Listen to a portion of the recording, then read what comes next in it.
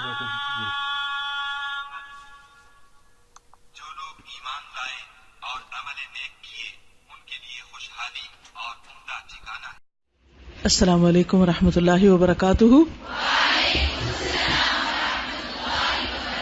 کیا حال ہے سب کا؟ الحمدللہ۔ آج کیا تاریخ ہے؟ 30 کیا؟ ذی القعدہ۔ کس کس کو ذوالحجہ کا انتظار تھا؟ ماشاءاللہ سبھی بےتاب تھے۔ ہاں، کیوں انتظار تھا؟ کیونکہ بہت افضل دن آنے والے ہیں۔ ٹھیک ہے، تو چلیں تھوڑی سی بات اس کی کر لیتے ہیں۔ جسٹ ریمائنڈر، آپ سب نے پڑھا تو ہے لیکن میرا دل چاہ رہا تھا آپ سب کے ساتھ بیٹھ کے تھوڑا سا ذکر اور کر دوں، کیونکہ یاد دہانی فائدہ دیتی ہے۔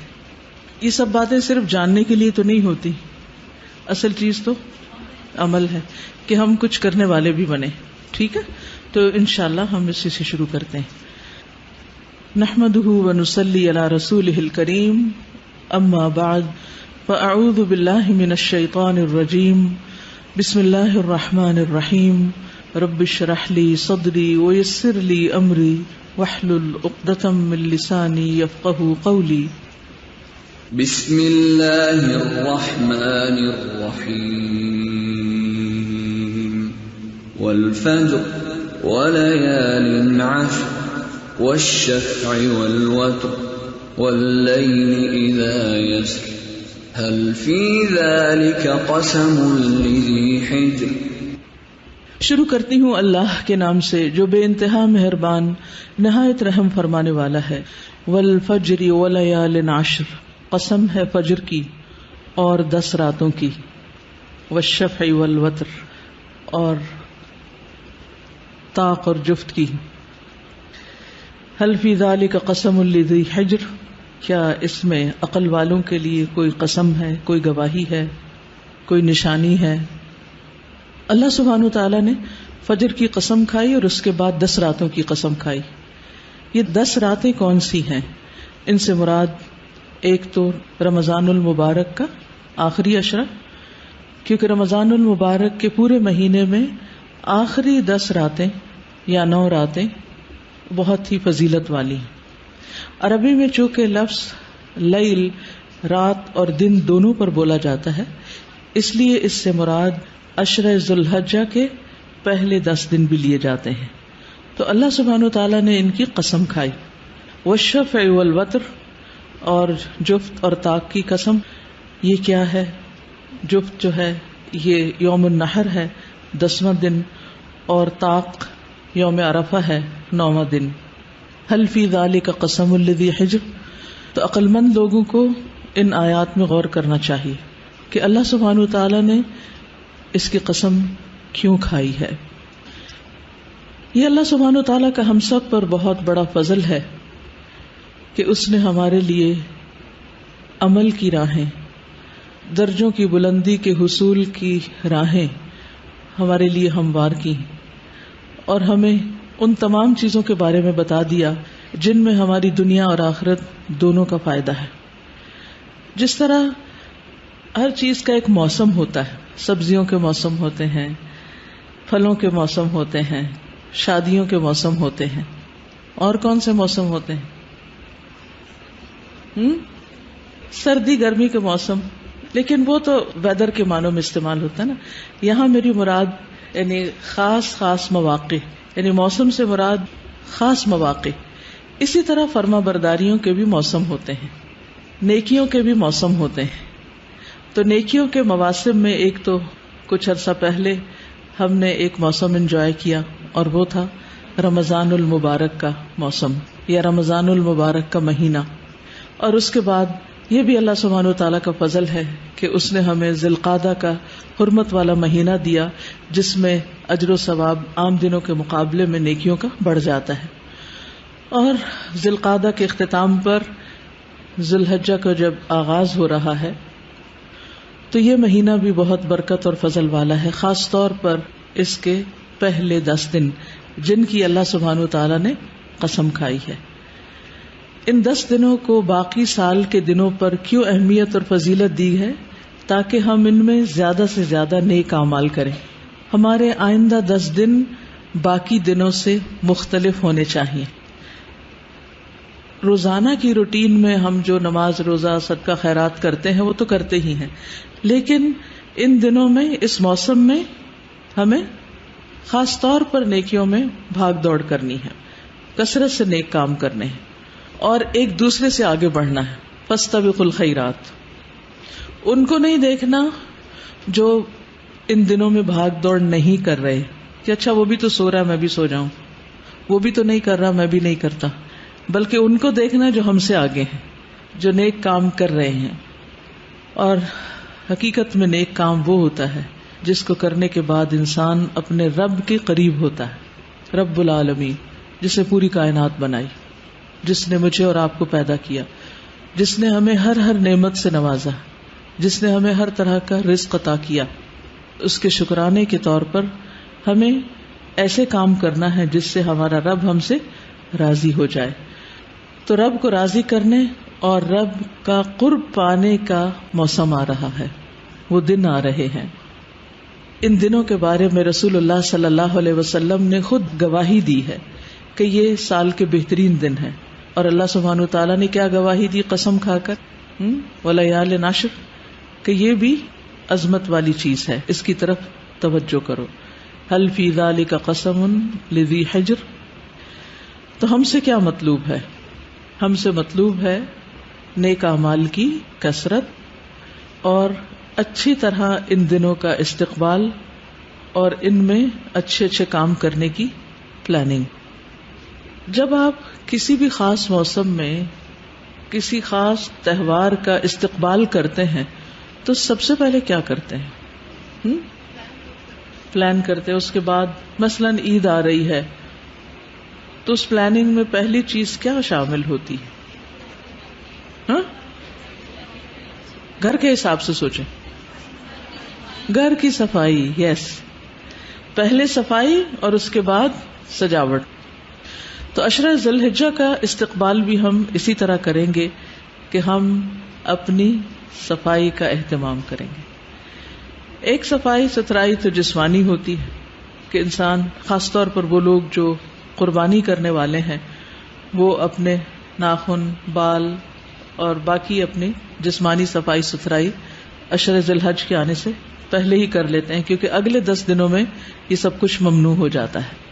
جن لوگوں کو قربانی نہیں کرنی ان کے لیے شرط یعنی ایسی کوئی پابندی نہیں ہے، لیکن بہرحال ایک کثیر تعداد قربانی کرتی ہے اور اس چیز کا بھی اہتمام کرتی ہے، تاکہ ہم بھی ان لوگوں کے ساتھ شریک ہو جائیں جو احرام پہن کر اللہ کے گھر کا ارادہ کیے ہوئے ہیں یا حج کر رہے ہیں، کیونکہ حج والے احرام میں ہوتے ہیں اور ان پر یہ پابندیاں ہوتی ہیں، تو ان کی پابندیوں میں ہم بھی ایک طرح سے شریک ہوتے ہیں. دوسری بات یہ ہے کہ اللہ سبحانہ وتعالی توبہ کرنے والوں اور پاک صاف رہنے والوں سے محبت کرتا ہے. تو جہاں آپ اپنی جسمانی صفائی ستھرائی کا خیال کریں گے، یعنی خصوصی طور پر ایک طرح سے اس عشرے کے استقبال کے لیے، وہاں اپنے گناہوں کی صفائی کا بھی خصوصی اہتمام کرنا ہے. تو اس کے لیے کیا کرنا ہے؟ سچی توبہ، یعنی اللہ سبحانہ وتعالی سے ان سب گناہوں کی معافی مانگے جو رمضان اور آج تک ان 2 مہینوں میں ہو چکے ہیں، شوال اور ذی القعدہ میں، کیونکہ گناہ ہماری نیکیوں کے راستے میں رکاوٹ ہوتے ہیں. تو پہلا کام کیا کرنا ہے؟ توبہ کرنی. یعنی ویسے تو ہم استغفر اللہ کہتے رہتے ہیں، لیکن ایک ہوتی سچی خالص توبہ، پوری توجہ کے ساتھ اللہ سبحانہ وتعالیٰ کی طرف رجوع کرتے ہوئے، کیونکہ توبہ میں ہماری دنیا اور آخرت دونوں کی بھلائی ہے. اور اس لیے بھی توبہ کہ اللہ سبحانہ وتعالیٰ ہمارے لیے نیکیاں کرنا آسان کر دے، ہمارے دلوں کے بوجھ دور کر دے اور ہمارے گناہوں کے بوجھ ہم سے دور کر دے. اللہ تعالیٰ فرماتے ہیں وَتُوبُوا إِلَى اللَّهِ جَمِيعًا أَيُّهَا الْمُؤْمِنُونَ لَعَلَّكُمْ تُفْلِحُونَ. تم سب اللہ کے حضور توبہ کرو اے ایمان والو تاکہ تم فلاح پا سکو. دوسری بات یہ ہے کہ نیک اعمال کی شدید حرص رکھنی ہے، سچی نیت کرنی، کیونکہ جو صدق اور اخلاص کے ساتھ کسی نیک کام کی نیت کرتا ہے، سچا ارادہ ظاہر کرتا ہے، اللہ تعالی اس کو سچا ثابت کر دیتا ہے. جب ہم ہاف ہارٹیڈلی کوئی کام کرنا چاہتے ہیں نا، اچھا، اور شیطان ہمیں ڈراتا ہے دو دشمنوں کا تو آپ کو پتہ ہی، ایک اندر بیٹھا ہوا ایک باہر ہے، دو طرف سے زد میں ہے. ایک کا مقابلہ پھر بھی آسان ہوتا ہے، لیکن دو کا مقابلہ تو اور مشکل ہو جاتا ہے.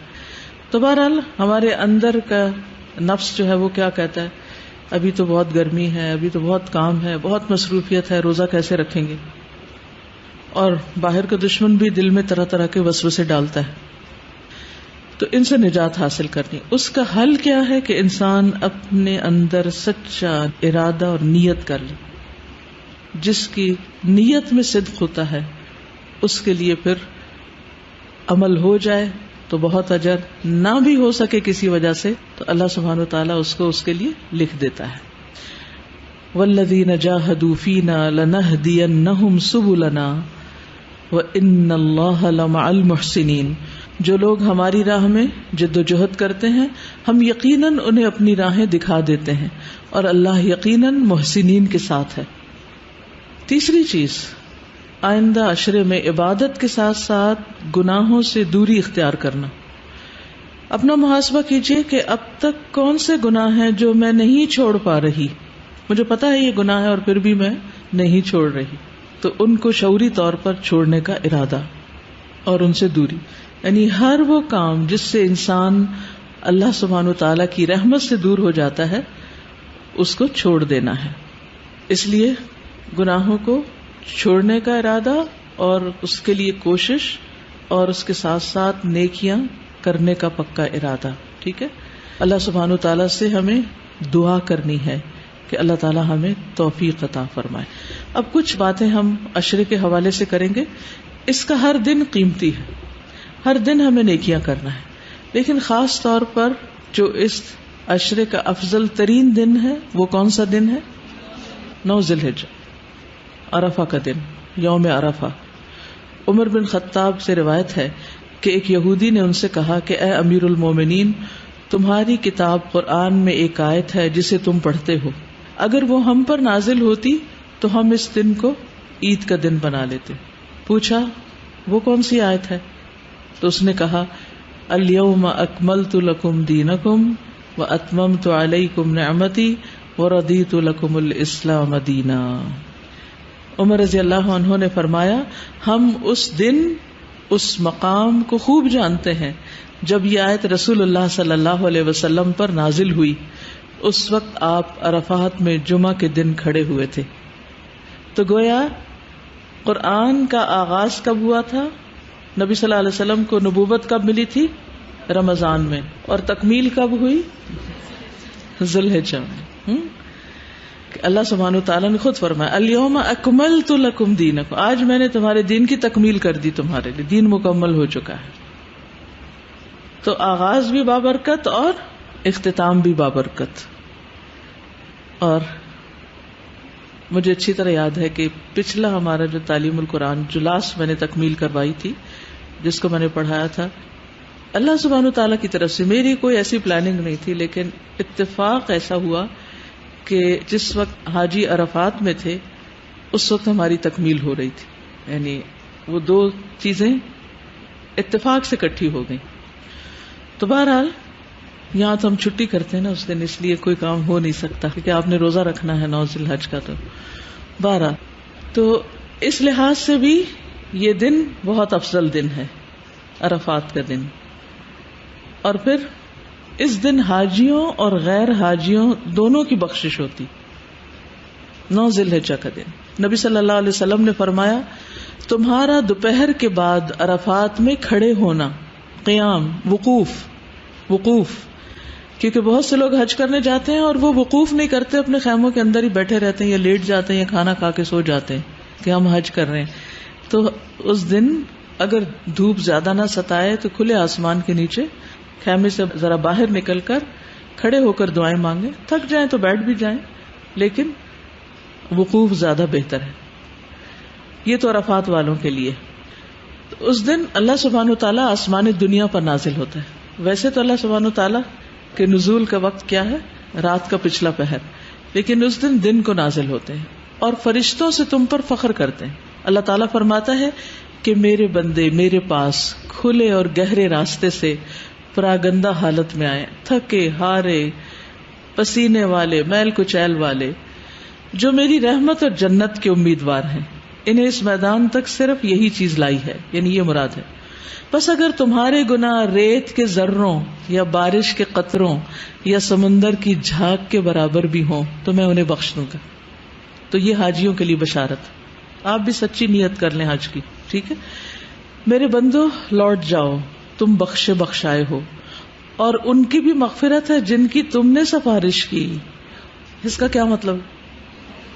یعنی جو وہاں پہنچے وہ باقی اپنے رشتہ داروں، دوستوں، عزیزوں سب کے لیے خوب خوب دعا کریں. تو نہ صرف یہ کہ ان کے وہاں ہونے سے ان کی بخشش ہوگی بلکہ پیچھے والوں کی بھی ہو جائے گی. کتنی بڑی خوشخبری ہے. یہ صحیح الترغیب والترہیب کی حدیث ہے. پھر پیچھے والے اور کیا کریں؟ روزہ رکھیں.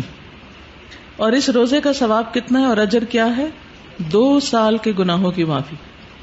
ابو قتادہ انصاری سے روایت ہے کہ آپ صلی اللہ علیہ وسلم سے عرفہ کے دن کے روزے کے بارے میں پوچھا گیا تو آپ نے فرمایا گزرے ہوئے 1 سال اور آنے والے سال کے گناہوں کا کفارہ بن جاتا ہے. ٹھیک ہے. جو لوگ حج پر ہوں وہ عرفہ کے دن روزہ نہیں رکھتے، یہ فرق ہوتا ہے. وہ لوگ بغیر روزے کے دعائیں کرتے ہیں، وقوف عرفات کرتے ہیں، اور جو یہاں ہوتے ہیں وہ کیا کرتے ہیں؟ روزہ رکھتے ہیں. اس دن کی بہترین دعا کیا ہے؟ لا الہ الا اللہ وحدہ لا شریک لہ لہ الملک ولہ الحمد وہو علی کل شیء قدیر. یہ کلمہ وہاں کے لوگ تو پڑھیں گے ہی، آپ بھی یہاں پڑھ سکتے ہیں. تو اس دن خاص طور پر اس کی تسبیحات کیجئے. یہ دن آگ سے آزادی کا دن ہے. حضرت عائشہ فرماتی کہ رسول اللہ صلی اللہ علیہ وسلم نے فرمایا اللہ سبحانہ و تعالی عرفہ کے دن سے زیادہ کسی دن اپنے بندوں کو دوزخ سے آزاد نہیں کرتا. یعنی سب سے زیادہ لوگ اس دن جہنم کی آگ سے آزاد ہوتے ہیں، اور اللہ سبحانہ و تعالیٰ اپنے بندوں کے قریب ہوتا ہے. پھر فرشتوں کے سامنے اپنے بندوں پر فخر فرماتے ہوئے فرماتا ہے کہ یہ سارے بندے کس ارادے سے آئے ہیں، یہ یہاں کیوں پہنچے. تو آبویسلی فرشتے کیا جواب دیتے ہوں گے؟ یہ بخشش چاہتے ہیں، گناہوں کی معافی کے لیے آئے ہیں. 9 ذی الحج کے علاوہ اگر ہو سکے تو باقی عشرے کے بھی روزے رکھ لیجئے، یعنی باقی دنوں کے. 10 تاریخ عید کو تو نہیں رکھیں گے لیکن 9 روزے تو ہو ہی سکتے ہیں. رمضان کے روزوں کی قضا باقی سال میں بھی دی جا سکتی، لیکن ان 10 دنوں کے روزے صرف انہی 10 دن میں ہی رکھنے ہوتے ہیں، تب ان کی فضیلت ہے. آپ یہ نہیں کر سکتے کہ یہ اس عشرے کے روزے آپ 1 مہینہ بعد رکھ لیں یا پہلے رکھ لیں. نو، وہ انہی دنوں میں ہی رکھیں گے تو اس کا اجر و ثواب زیادہ ہوگا عام دنوں کے مقابلے میں. ٹھیک ہے. 10واں دن جو ہے وہ یوم النحر، قربانی کا دن ہے. رسول اللہ صلی اللہ علیہ وسلم نے فرمایا اللہ کے نزدیک افضل دن یعنی افضل ترین دن یوم النحر، اور اس کے بعد یوم القر یعنی 11 ذی الحجہ بھی ہے، کیونکہ اس دن بھی قربانی کی جاتی. اور جو قربانی کرنا چاہتا ہو وہ کیا کرے؟ ان دنوں میں ناخن اور بال نہ کاٹے.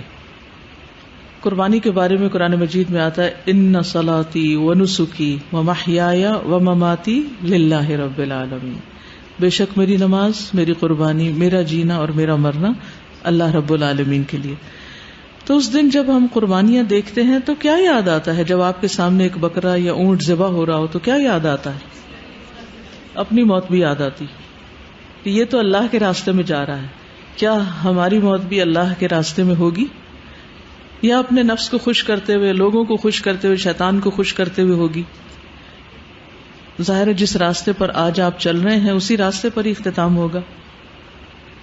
تو بہرحال یہ یاد رہے کہ یہ دن دنیا کے افضل ترین دنوں میں سے ہیں، یعنی عشرہ ذی الحجہ کے دن افضل ترین دن، یہ حدیث میں آتا ہے. اور ان دنوں میں کیا گیا کوئی بھی نیک عمل، چاہے روزہ ہو یا نوافل ہو یا صدقہ خیرات ہو یا کسی مریض کی عیادت ہو یا گھر والوں کی خدمت ہو کہ ان کے لیے آپ سحری بنا رہے ہیں، افطاری بنا رہے ہیں، یہ سارے کام اللہ کی خاطر اگر آپ کر رہے ہیں تو ان کا اجر و ثواب عام دنوں سے کہیں زیادہ ہے. آپ یہ بھی کر سکتے ہیں کہ اگر آپ کے کچھ قضا روزے رہتے ہیں تو ان کی نیت سے بھی آپ ان دنوں میں روزے رکھ سکتے ہیں. تو عشرہ ذی الحجہ کے بھی جو فضیلت ہے وہ بھی آپ کو مل جائے گی اور قضا روزے بھی پورے ہو جائیں گے. بس آخری جو 9 ذی الحجہ کا روزہ ہے وہ آپ اسی نیت سے رکھ لیں تاکہ وہ خاص اس کی جو فضیلت ہے وہ حاصل ہو سکے. ابن عباس کہتے ہیں کہ رسول اللہ صلی اللہ علیہ وسلم نے فرمایا اللہ تعالیٰ کو کوئی نیک عمل کسی دن میں اتنا پسندیدہ نہیں جتنا ان دنوں میں پسندیدہ اور محبوب ہوتا ہے، یعنی عشرہ ذی الحجہ. صحابہ نے کہا اے اللہ کے رسول کیا جہاد فی سبیل اللہ بھی نہیں؟ فرمایا نہیں، جہاد فی سبیل اللہ بھی نہیں، مگر جو شخص اپنی جان اور مال لے کر نکلا ہو پھر کچھ واپس نہ لایا یعنی شہید ہو گیا ہو. تو شہادت کا مرتبہ بہرحال بلند ہے. راوی کہتے ہیں کہ سعید بن جبیر ذی الحجہ کے 10 دن داخل ہونے کے بعد عبادت میں بہت زیادہ کوشش کرتے تھے، اتنی جس کی وہ قدرت نہیں رکھتے تھے. یعنی عام دنوں میں وہ کر نہیں پاتے تھے جتنی وہ ان دنوں میں کیا کرتے تھے. تو ہم کیا کیا کر سکتے ہیں؟ نمبر 1 ذکر و اذکار کر سکتے ہیں. مثلا آپ پیریڈز میں ہیں، آپ کو نماز نہیں پڑھنا اور کام نہیں آپ کر پا رہے، روزہ نہیں رکھ پا رہے، تہجد نہیں پڑھ سکتے، تو آپ کیا کریں؟ کثرت سے ذکر کریں. کوئی چیز آپ کو ذکر سے نہیں روک سکتی، اس کے لیے وضو کے ساتھ ہونا بھی شرط نہیں، کیونکہ اس کی تلقین آپ نے خود فرمائی. آپ نے فرمایا کوئی دن اللہ کے ہاں ان 10 دنوں سے زیادہ عظمت والا نہیں، اور نہ ہی کسی دن کا عمل اللہ تعالیٰ کو ان 10 دنوں کے عمل سے زیادہ محبوب ہے. پس تم ان 10 دنوں میں کثرت سے تحلیل یعنی لا الہ الا اللہ، تکبیر اللہ اکبر اور تحمید الحمدللہ کہو. تو ان 10 دنوں میں جو ذکر سب سے افضل ہے وہ کیا ہے؟ تکبیرات. ٹھیک ہے، اور تکبیرات کون کون سی ہوتی ہیں؟ ایک تو چلیے دوہرا لیتے ہیں. اللہ اکبر اللہ اکبر اللہ اکبر لا الہ الا اللہ اللہ اکبر اللہ اکبر وللہ الحمد اللہ اکبر اللہ اکبر اللہ اکبر لا الہ الا اللہ اللہ اکبر اللہ اکبر وللہ الحمد. تو اس میں حمد بھی آ گئی، اللہ اکبر بھی آ گیا اور لا الہ الا اللہ بھی آ گیا. ایک اور تکبیر بھی پڑھی جاتی ہے، اللہ اکبر کبیرہ والحمد للہ کثیرہ وسبحان اللہ بکرۃ واصیلا. نبی صلی اللہ علیہ وسلم نے فرمایا سب سے افضل کلام سبحان اللہ والحمد للہ ولا الہ الا اللہ واللہ اکبر ہے. یعنی سورج جن چیزوں پر طلوع ہوتا ہے ان میں سب سے زیادہ محبوب مجھے یہ ذکر ہے. ایک اور جگہ پر افضل الذکر لا الہ الا اللہ ہے. تو آپ خالی لا الہ الا اللہ بھی پڑھ سکتے ہیں، لا الہ الا اللہ وحدہ لا شریک آخر تک بھی پڑھ سکتے ہیں، اور یہ بھی سبحان اللہ والحمد للہ ولا الہ الا اللہ واللہ اکبر، اور تکبیرات اللہ اکبر لا الہ الا اللہ واللہ اکبر. اور پھر اللہ سبحانہ تعالیٰ کا چنا ہوا کلام کون سا ہے جو پسندیدہ ہے، جو اللہ نے اپنے فرشتوں اور بندوں کے لیے چنا، وہ ہے سبحان اللہ و بحمدہ. تو اس کی بھی آپ یعنی کثرت کر سکتے ہیں، کم از کم صبح شام 100 بار اس کی تسبیح بیان کریں. دوسرے ہے قرآن کی تلاوت، اور آپ سب جانتے ہیں کہ ایک حرف کے بدلے میں کیا ملتا ہے؟ 10 نیکیاں. 10 قرآن سفارش کرے گا کس کے لیے؟ پڑھنے والوں کے لیے. شفیعا لاصحابہ. اصحاب کون ہوتے ہیں؟ ساتھی. تو قرآن کے ساتھی کون ہیں؟ یا قرآن کن کا ساتھی؟ جو اس کو ساتھ رکھتے ہیں. ساتھی کون ہوتا ہے؟ جو ساتھ ہوتا ہے. تو قرآن مجید کو کہاں رکھیں؟ شیلف پر یا ساتھ؟ ساتھ. ایک تو دل میں ہوتا ہے وہ بھی ساتھ ہوتا ہے، وہ سب سے زیادہ ساتھ ہوتا ہے. اور جو دل میں نہیں وہ آپ کے مصحف میں آپ کے ساتھ رہنا چاہیے. آپ دیکھیے کہ جن کے دلوں میں ہے وہ تو بہت ہی خوش قسمت ہے. نبی صلی اللہ علیہ وسلم نے فرمایا قیامت کے دن قرآن مجید آئے گا اور کہے گا اے میرے رب اس کو زیور پہنا دیجیے. کس کو؟ قاری قرآن کو. تو اس شخص کو عزت کا تاج پہنایا جائے گا. قرآن مجید پھر کہے گا اے رب اور زیادہ اس کی عزت افزائی فرمائیے. تو اس قرآن پڑھنے والے کو عزت کا لباس پہنایا جائے گا. قرآن مجید پھر کہے گا اے میرے رب اس سے راضی ہو جائیے، تو اللہ تعالیٰ اس شخص سے راضی ہو جائے گا. پھر اللہ تعالیٰ فرمائے گا قرآن پڑھتے جاؤ اور جنت کے درجات چڑھتے جاؤ، اور ہر آیت کے ساتھ ایک نیکی بھی زیادہ کر دی جائے گی، یعنی اور زیادہ فضیلت بڑھا دی جائے گی. تو اگر آپ سارے کام چھوڑ کے حافظ بننے کے لیے نہیں بیٹھ سکتے ایک جگہ، تو ایک دن میں ایک آیت یا 2 دن میں ایک آیت یا ہفتے میں ایک آیت، یہ تو یاد کر ہی سکتے ہیں نا. کیا خیال ہے؟ اس کے لیے بس آپ کو ایک کام کرنا ہوگا، اور وہ یہ کہ کوئی ایک وقت باندھنا ہوگا. ٹھیک ہے؟ اور وہ وقت آپ کی ٹریولنگ ٹائم بھی ہو سکتا ہے، وہ وقت آپ کا رات کو سونے سے پہلے بھی ہو سکتا ہے، وہ صبح اٹھ کر جو فجر کے بعد تلاوت آپ کرتے ہیں وہ بھی ہو سکتا ہے، وہ کوئی بھی وقت ہو سکتا ہے. بس اس میں آپ ہوں اور آپ کا قرآن ہو اور آپ کی وہ ایک آیت ہو. ایک آیت یاد کر لیں، ہفتہ بعد اس کو دہراتے رہیں، جب 3 ہو جائیں 4 ہو جائیں نمازوں میں پڑھنا شروع کر دیں، اور پھر آپ جب اس کو دہرائیں تو اس پر غور بھی کریں. آیت وہ ہو جس کا ترجمہ آپ کو آتا ہو، اور اسے بار بار دہرائیں، بار بار دہرائیں، بار بار دہرائیں، اور اس میں غور کریں کریں کریں کریں. اور اگر آپ کو تھوڑی سی عربی آتی ہے نا تو آپ گوگل سرچ پر اسی آیت کو پیسٹ کریں، اور نیچے بے شمار لنک کھلیں گے مختلف تفاسیر کے. آپ اس کو ایک کے بعد ایک پڑھتے جائیں. آپ یقین مانیں کہ یہ وقت جو اس کام میں آپ کا گزرے گا اس سے کہیں زیادہ انجوائبل ہوگا جو آپ ایک بہترین کھانے کی میز پر بیٹھیں جس پہ طرح طرح کی ڈشز ہوں، اور آپ کبھی کچھ کھائیں کبھی کچھ کھائیں، اور جب کھاتے جائیں تو طبیعت بوجھل ہوتی جائے.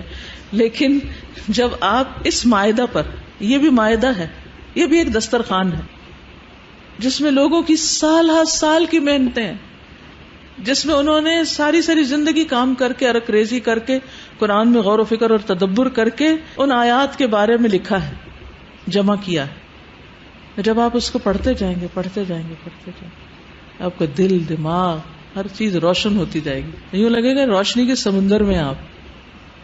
لیکن یہ چیز تھوڑا سا وقت لیتی ہے. آپ اس کے لیے سنڈے کا دن رکھ سکتے ہیں جس دن کوئی کلاس نہیں، کچھ نہیں، کوئی دباؤ نہیں، کچھ نہیں، بس انجوائے کریں بیٹھ کے تھوڑی دیر. جو لوگ فقہ القلوب کافی دن سے پڑھ رہے ہیں وہ یہ کر سکتے ہیں، کچھ مشکل نہیں، بس ایک آیت، چھوٹی سی آیت، ایک آیت لے لیں. اقبال نے کہا تھا نا، قرآن میں ہو غوطہ زن اے مرد مسلمان. شعر سب کو آتا ہے، دیکھیں کتنے لوگ بولے ہیں، لیکن کتنے غوطہ زن بھی ہوئے ہیں پھر جو ڈوبے ہیں اور پھر کچھ موتی نکال کے لائیں. آپ یقین کریں اگر اس طریقے سے آپ پڑھیں گے اور حفظ کریں گے اور نمازوں میں پڑھیں گے، آپ کی نمازوں کی کوالٹی یقیناً بہتر ہوگی، کیونکہ آپ نے مشقت کر کے ایک آیت سیکھی ہے نا. اس وقت جس طرح آپ پڑھ رہے ہیں نا، ایک انٹرٹینمنٹ، کسی نے پڑھا، پڑھ کے بول دیا، آپ نے سن لیا اور آپ نے سمجھ لیا، ٹھیک ہے، یہ پہلا سٹیپ ہے، تھوڑا سا آگے بڑھیں. ٹھیک ہے جو بگنرز ہیں ان کے لیے میں سمجھتی ہوں مشکل، لیکن میری ایک بتائی ہوئی ایک ترکیب جو ہے یہ شاید آپ کو زندگی میں کسی وقت کام آ جائے. یعنی اس قرآن کو اگر آپ نے ساتھی بنانا نا تو ساتھی جو دوست جو ہوتا ہے نا اس کو تنہائی میں لے کے بیٹھتے پھر مزہ زیادہ آتا ہے باتیں کرنے کا. ایک ہوتا ہے نا سب کے ساتھ، اس کا اپنا ایک مزہ ہے، اس وقت ہم پڑھ رہے ہیں قرآن کی بات، اور ایک یہ ہے کہ سب اپنے اپنے کاموں میں لگے اور آپ لے کے بیٹھے ہوئے تفاسیر، اس کو پڑھ رہے، اس کو پڑھ رہے، اس کو پڑھ رہے، اس کو پڑھ رہے، روشنی پہ روشنی پہ روشنی پہ روشنی. اور آپ یقین کریں کہ اگر آپ کو 50% بھی سمجھ آتا ہے نا، کئی چیزیں آپ اس میں سے سیکھ جائیں گے. اس پہ نہ کہیں ہمیں نہیں سمجھ آتی عربی، کرنا تو شروع کریں، کر کے تو دیکھیں. کیا دنیا بھر کی چیزیں ہم سرچ کرتے رہتے. اللہ کا شکر ہے ہم اس دور میں پیدا ہوئے ہیں کہ ہمیں یہ ساری چیزیں اکٹھی ہو کے ایک جگہ مل جاتی. آج سے 10 سال پہلے، 20 سال پہلے یہ لگژری کسی کو حاصل نہیں تھی. مجھے یاد ہے جب میں نے 88 میں PhD کیا، ایک ایک چیز کو ڈھونڈنے کے لیے کتنی کتابیں کھولنی پڑتی تھی، اور مٹی سے اٹی بھی ہوتی تھی، اور بعض اوقات پوری کتاب دیکھ کے تو ایک چیز بھی نہیں ملتی تھی. لیکن یہ الحمدللہ کتابوں کی زیارت بذات خود ایک بڑا ہی بہترین کام ہے. جتنی دیر انسان ان میں ڈوبا رہے انجوائے ہی کرتا چلا جاتا ہے، اور ایک خاص قسم کی روحانی تسکین ملتی ہے جو کسی بازار کی شاپنگ، کسی کپڑوں کی دکان پہ جا کے اور جیولری پہ نہیں ملتی. یہ الگ ہی ایک دنیا ہے اگر اس کا آپ ٹیسٹ ڈیولپ کریں. دنیا کی چیزیں جب زیادہ ہو جاتی ہیں دل بھر جاتا ہے، یہ جب زیادہ ہوتا ہے دل نہیں بھرتا اور پیاس لگ جاتی. تو بہرحال قرآن کو ساتھی بنا لیں. ساتھی دیکھیے ہم مصروف بھی ہوتے ہیں نا، تو اپنے دوستوں سے ہفتے میں 1 آدھ دفعہ تو مل ہی لیتے ہیں نا جا کے. ویکینڈ پہ کسی وقت ہم کہتے ہیں اچھا آج کے دن ہم جائیں گے ملاقات کریں دوستوں سے، رشتہ داروں سے. لوگ ویکینڈ پہ کیا کرتے ہیں بتائیے؟ کیا ہوتا ہے آپ کے گھروں میں؟ کھانے پکتے ہیں، دعوتیں ہوتی ہیں. جو لوگ فیملی اورینٹڈ ہوتے ہیں، سوشلائز کرنے والے ہوتے ہیں، وہ ویکینڈ کا انتظار کرتے ہیں، ملتے ہیں، ملاتے ہیں، لوگوں کو بلاتے ہیں، خود جاتے ہیں، سب بیٹھتے ہیں، انجوائے کرتے ہیں. کیسے دل خوش ہوتا ہے سب کو دیکھ کے، مل کے. اس سے زیادہ خوشی ہونی چاہیے ہمیں قرآن کی ایک آیت سمجھ آ جائے. تو بہرحال ابھی آپ کو پورے 1 ہفتے سے زیادہ کی چھٹیاں ہو رہی ہیں، اور وہ آپ کے دن ہیں. ٹھیک ہے، عید کر لیجئے، ملیے ملائیے، روزہ رکھ لیجئے، سب کچھ، لیکن کچھ نہ کچھ قرآن کے ساتھ ہی جو ساتھ ہو، اس کے ساتھ بھی وقت گزاریے. اگر اللہ آپ کو توفیق دے تو اس عشرے میں 1 قرآن ختم کر لیجئے. میں اس لیے مشورہ دے رہی ہوں کہ ہو سکتا ہے سب کو نہ فائدہ دے، مگر ہو سکتا ہے کسی کو فائدہ بھی دے جائے. اس کے تھوڑی سی میں بریک اپ آپ کو بتا دیتی ہوں، شاید اس طرح آپ کو آسانی ہو جائے. کل کسی نے مجھے بڑی انٹرسٹنگ ایک سٹوری سنائی. ایک مشورہ کیا تھا، سورت یاسین شروع ہوئی تو میں نے 4th بیچ میں اپنے اسٹوڈنٹ سے کہا اپنے دوستوں کو لے کر آئے. تو ایک خاتون اپنے ایک دوست کو لے آئی. ان کو اتنی اچھی سورت یاسین لگی، انہوں نے پورے قرآن کی تفسیر و کورس کر لیا، ایک دن آنے سے، ایک دفعہ بلانے سے، اور ایک مشورہ دینے سے. پھر ہر ماں اپنے بچوں کے لیے حریص ہوتی ہے. بہرحال کورس کے دوران میں نے ایک اور مشورہ دیا کہ بچوں کو باہر پڑھنے بھیجنے سے پہلے ان کو راستے میں عمرہ کروا دیں. تو ان کے بیٹے نے امریکہ جاتے ہوئے راستے میں 2 دن کا ٹرانزٹ ویزے پہ عمرہ کیا. عمرے سے اس کا دل بدل گیا. وہ دنیا ہی کچھ اور ہے، وہ دل بدلنے والی جگہ ہے. تو بہرحال جب وہ وہاں پہنچا تو اتفاق سے جو اس کا کلاس فیلو تھا اس کے کمرے میں تفسیریں رکھی ہوئی تھی. اس نے وہاں جا کے تفاسیر پڑھنی شروع کر دی، اور پھر اس نے وہیں پر کام وغیرہ کیا کچھ سال. وہیں پر شادی کی ایک دیندار لڑکی سے، پھر وہ اس کو لے کے واپس پاکستان آ گیا. تو بہرحال کہنے کا مطلب یہ ہے کہ ایک مشورے سے کیا ہوا، اگلا سٹیپ، اگلا کا واپس وہیں آ گئے جہاں سے چلے تھے. تو یہ مشورہ بھی اس لیے دیتی ہوں شاید آپ عمل کر ہی سکیں. پہلے ذوالحجہ جیسے کل ہے، البقرہ اور آل عمران پڑھ لیں. دوسرے دن النساء اور المائدہ پڑھ لیں. تیسرے دن الانعام اور التوبہ تک پڑھ لیں. چوتھے دن یونس سے نحل تک پڑھ لیں. 5ویں دن اسراء سے فرقان تک پڑھ لیں. 6 دن شعراء سے یاسین تک پڑھ لیں. 7ویں دن صافات سے قاف تک پڑھ لیں. 8ویں دن زاریات سے مجادلہ تک پڑھ لیں. 9ویں دن حشر سے الناس تک پڑھ لیں. 10ویں دن کا آپ کو کچھ نہیں بتا رہی کیونکہ عید کا دن ہوگا، پھر آپ کی حقیقی عید ہوگی کیونکہ آپ کا قرآن بھی ختم ہو چکا ہوگا. اگر کسی وجہ سے 1-2 دن ابھی جو نہ کر پائیں تو جو چھٹیاں ہوں گی اس میں کر لیں. بہرحال کسی اور کو مشورہ دیتے شاید اس کو فائدہ دے دے. اسی طرح نوافل جو ہیں، نوافل اللہ سبحانہ وتعالیٰ کا قرب عطا کرتے ہیں.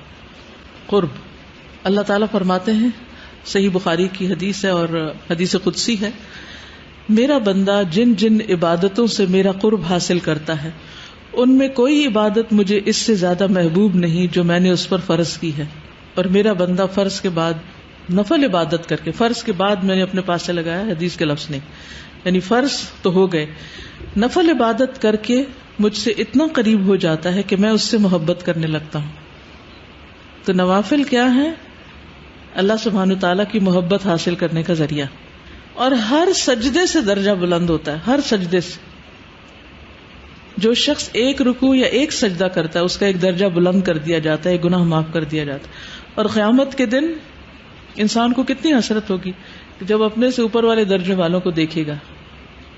اور پھر حدیث میں آتا ہے، مسند احمد کی روایت ہے، مسلمان بندہ جب اللہ کی رضا حاصل کرنے کے لیے نماز پڑھتا ہے تو اس کے گناہ اس طرح جھڑ جاتے ہیں جیسے اس درخت کے پتے جھڑ رہے ہوں، یعنی جو سوکھا ہوا درخت ہوتا ہے.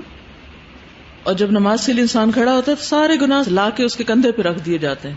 جب رکوع اور سجدہ کرتا ہے تو اس کے گناہ بھی اس سے جھڑ جاتے ہیں. السلسلہ صحیحہ کی حدیث. پھر ان دنوں میں صدقہ خیرات کرنا ہے.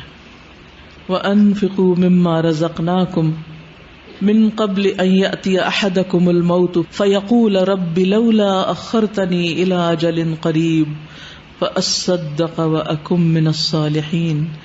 اور اس میں سے خرچ کرو جو ہم نے تمہیں دیا ہے اس سے پہلے کہ تم میں سے کسی کو موت آ جائے، پھر وہ کہے اے میرے رب تو نے مجھے قریب مدت تک مہلت کیوں نہ دی کہ میں صدقہ کرتا اور نیک لوگوں میں سے ہو جاتا.